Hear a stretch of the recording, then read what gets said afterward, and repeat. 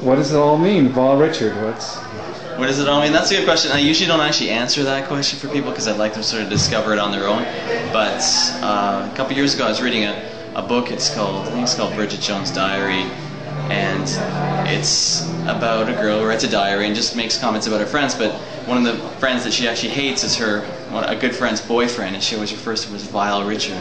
And I just really like the idea of that, of being that guy that all the girlfriends hate and keep saying, you know, you should get rid of this guy, he's no good for you. And that's me.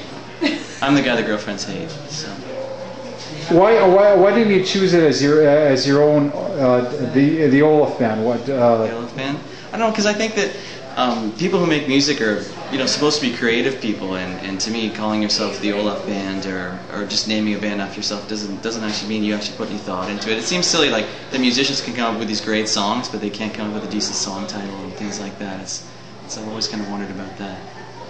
So let's introduce your friend. Okay. Okay, bring her in. This is Carolyn Spence of a band called Aitima, and they're a band that does some actually really interesting things with their music. They're definitely not your standard kind of band, and Caroline's nice enough to let me play bass with her band every once in a while.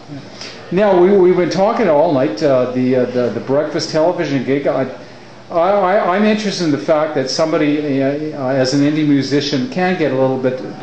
Breakfast television is good. So how did you get that particular gig? How did we get that particular gig? Well, part of it is that Carolyn and I are both on this a compilation CD called Consider This, and it's a CD with about 12 different indie artists on it. And we pitched the CD to Breakfast Television and said we'd like to bring some bands on to promote this thing that we're doing, because it's a little bit unusual for indie bands to really band together and to work together as a collective. And they liked the idea, and they selected some bands to come down, and I was lucky enough to be one of them. Have you sold any, how is the marketing of Consider This going? The marketing of Consider This is going pretty well. We've sold most of the CDs at shows that we've done, so the 2 CD release shows that we've done, one in Toronto, one in Hamilton. We sold about 100 discs actually at the first Toronto show. It's available at hmv.com. In Hamilton it's on consignment at Dr. Disc and at the Sonic Onion store as well. Or you can get it from any of the bands or at some of the shows as well. And it's reasonably priced too. If you get it from one of the bands, it's usually about $10 for 80 minutes worth of music. I think that's a pretty good price. It is a good price. So how did Val Richard and Aitima? Is it just the fact that you're all both on the same disc? Is that how that came about? Or? Well, we're both part of a networking group.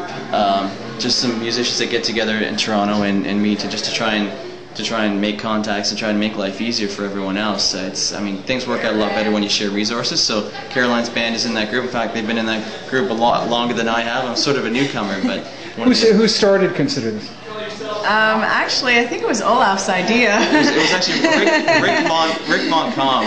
He's got a label called Something Inviting Records, and he wanted he figured it would be a good project for the people to get together and just throw a compilation CD together to start marketing it and see how it goes, because some people had done that sort of thing before, others hadn't, so it's a good way for everyone to learn from everyone else. Okay, the only thing I asked is you give each other a big hug and give a plug for Pepper Scott. You get in there. Does the hug come first? Or? yeah, give her a hug. We're going to get to the Pepper Scott thing.